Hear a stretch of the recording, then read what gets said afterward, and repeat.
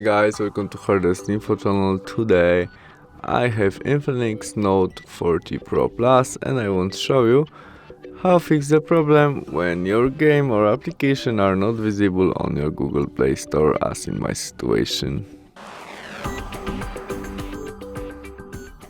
To fix it, go back to the main menu of your Google Play Store and tap on your three dots on your photo on the right corner, where we choose Settings, Family and Parental Control.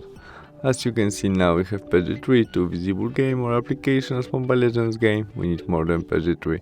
To change it, tap on it, enter our connect pin to our parental control, and now we can easily change it from page 3 to maybe allow all included and rated and confirm by save.